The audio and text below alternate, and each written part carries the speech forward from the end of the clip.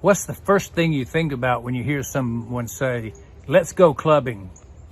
Do you think about a trip to Ibiza?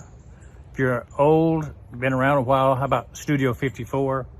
Maybe the glitter balls that spin in the ceiling? Could it be disco? DJs playing beat music? You know, what do you think about when you hear somebody say, let's go clubbing? Well, this is Dr. Bill Williams, and what I think about is clubs that I've been in, service clubs. I've been in Rotary, associated with Kiwanis, spoken at Civitan clubs, service clubs.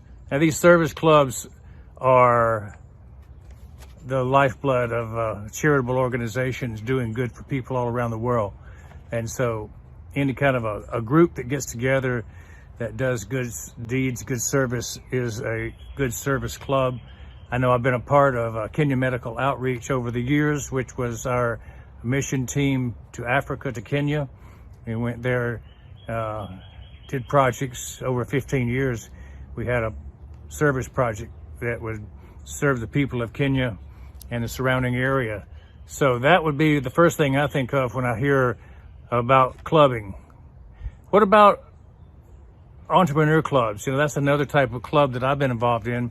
I joined masterminds, people that joined hands together to learn new skills to improve their business. So entrepreneur clubs, can you think of anybody who's running an entrepreneur club right now?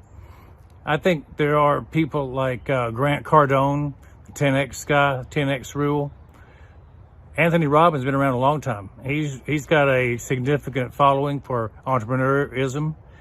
What about Russell Brunson, currently doing good works? These things that we do in the entrepreneurial spirit to better ourselves and to better the people around us. A vital part of success is knowing how to learn entrepreneurial skills and apply them. Speaking of entrepreneurs, you know, the biggest entrepreneur on the planet right now may be Joe Rogan. He's got an entrepreneurial podcast, and you may not have heard him, but you know, if you've got somebody who's making $1 million per episode, $1 million per episode, that's a pretty entrepreneurial guy, right? Well, Joe Rogan is far beyond that. He's making $11 million per episode of his podcast. And his podcast is heard around the world by so many people.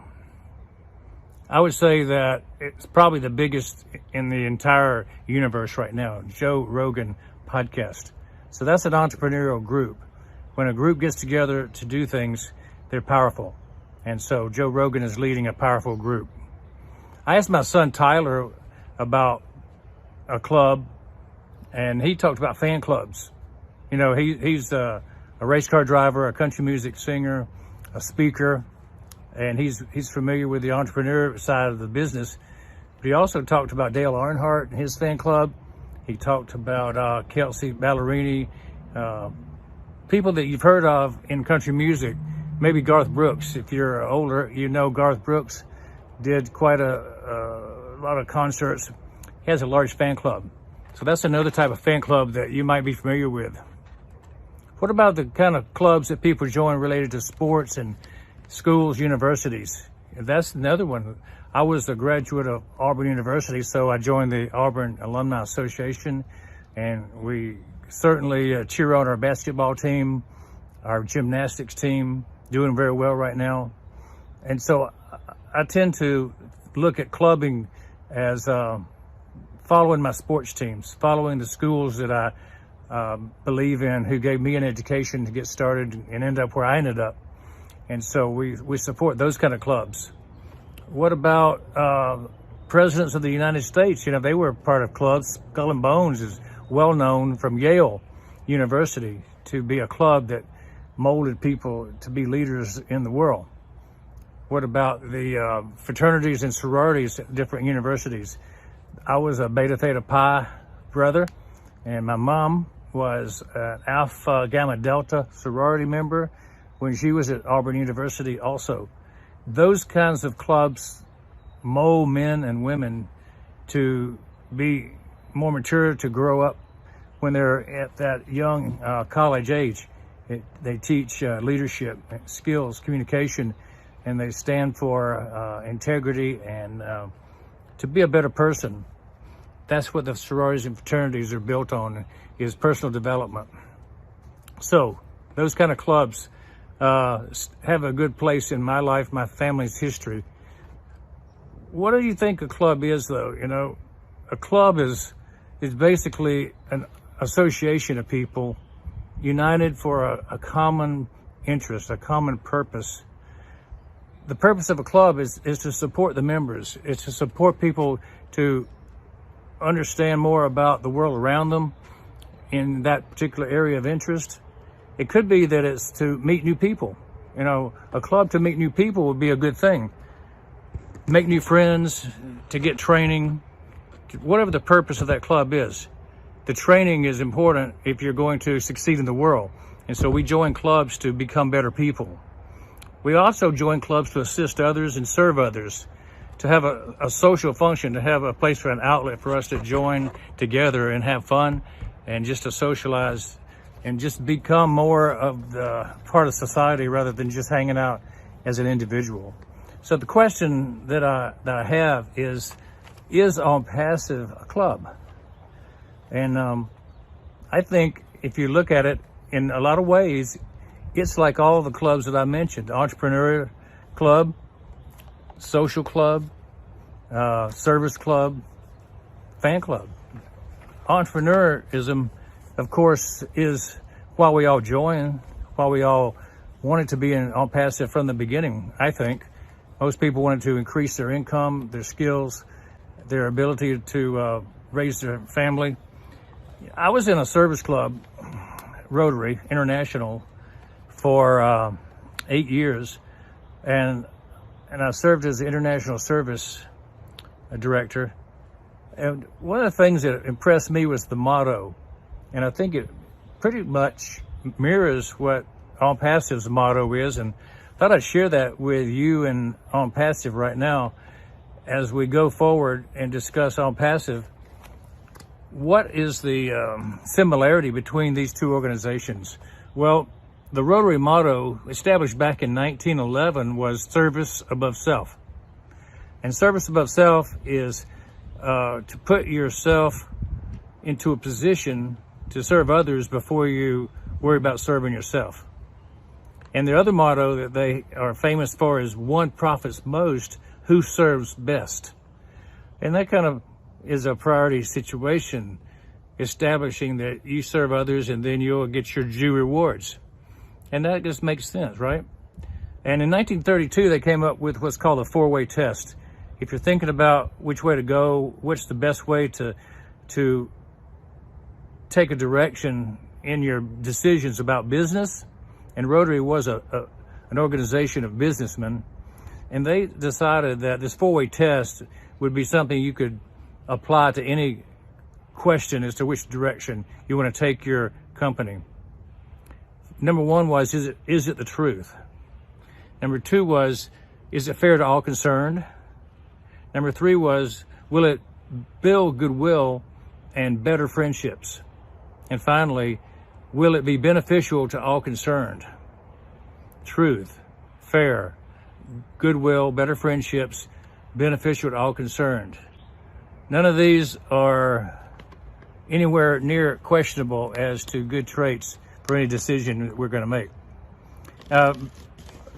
After I was in Rotary, they came up with a fifth one to the four questions, and it makes sense, and I think it also blends in well with On Passive.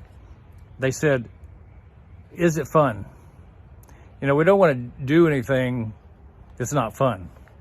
Most people are motivated by staying in the fun side of doing things, and so we see that Rotary came of age. You know, it's not just all work, it's some play. All work and no play makes Jack a dull boy. That's the common saying. Well, Rotary understood that, and they wanted to add some fun into the business world. So congratulations, Rotary, for doing that. Now, back to the question about, is On Passive like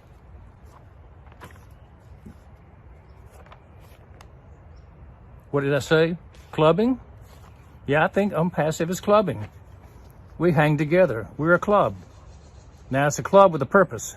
We're hanging together for many reasons. So let's kind of review. Is it an entrepreneur club?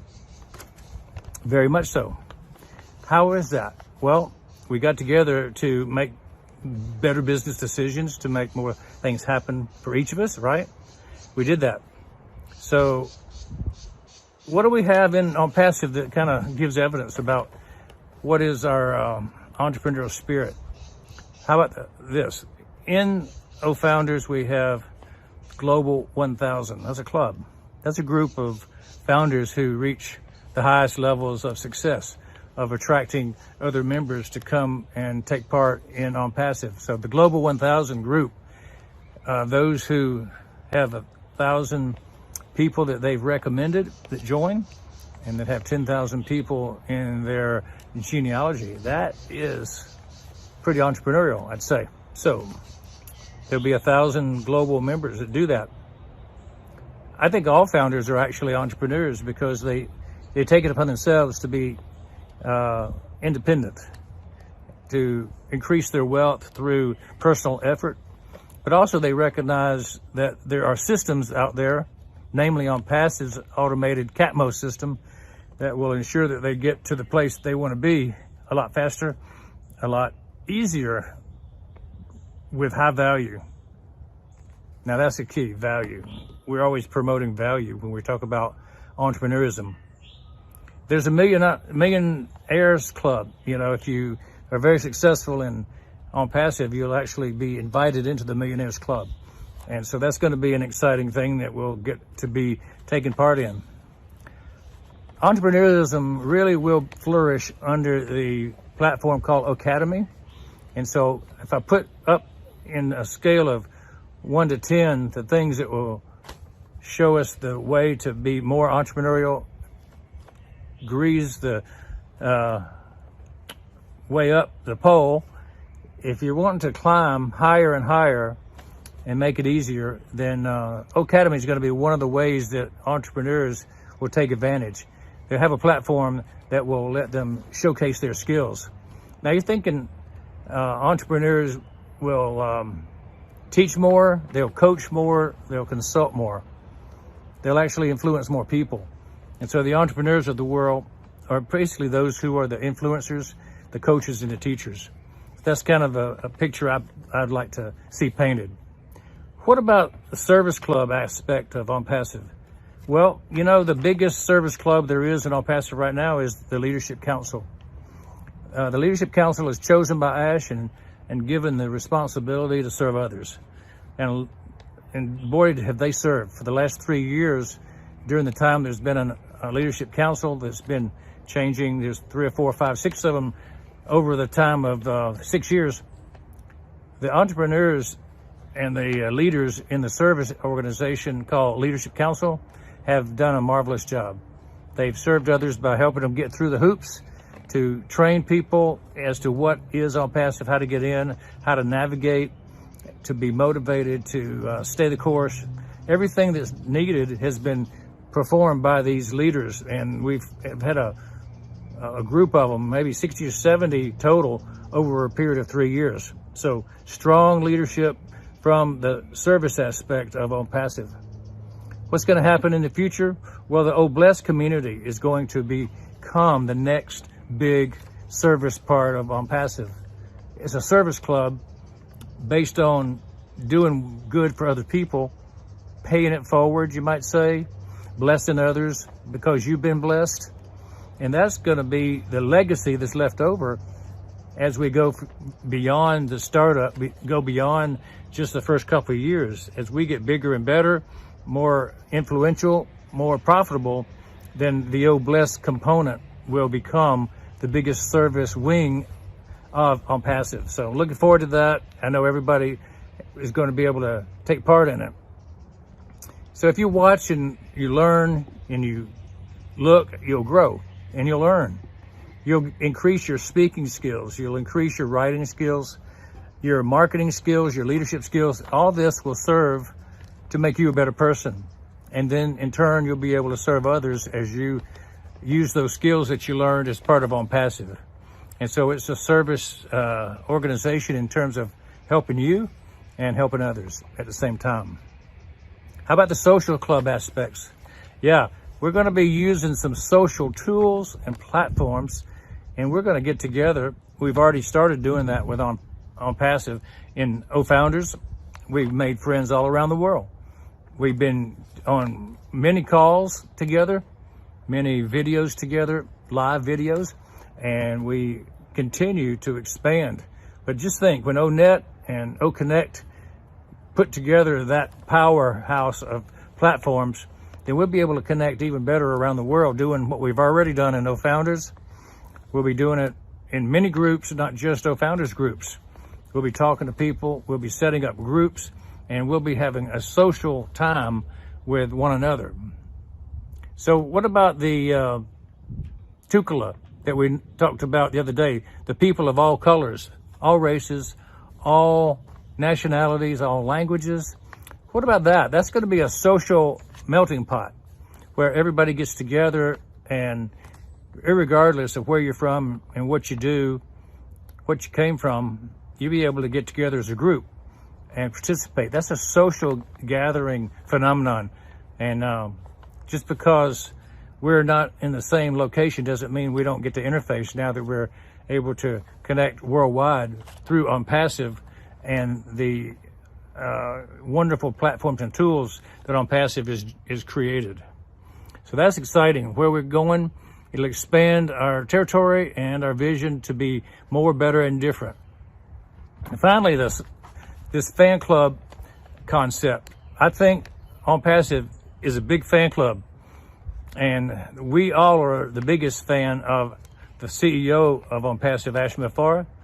He is the one who has raised the bar for excellence, has raised the bar for value, and is bringing to the world something, as we call it, the ninth wonder of the world. And when we reach that level of expertise, that we bring all this to the rest of the world, not only will people beyond the founders, but I think people all over the world will see Ash and be his biggest fan. And I have a feeling too that we are the founders, we are Ash's fan club. We are people that he looks up to as founders, because we joined with him and his vision. And of all things, he wanted people to see his vision of service above self, service to others. You know, who serves best is the one who will profit most. That's what Ash thinks. That's what he preaches. And I'm glad that being a Rotarian, I was able to understand his point of view quickly. Once I heard him articulate his vision, I knew that he was someone after my heart, and I know many of you feel the same way. It's something that you are glad you're part of this club. What if you're not a part of this club? You're looking at this video and you go, wow, this group sounds like an interesting group. Maybe I'd like to be a part of it. How can I join? Well, you can't join without. That's exactly right. You must be invited to be a member.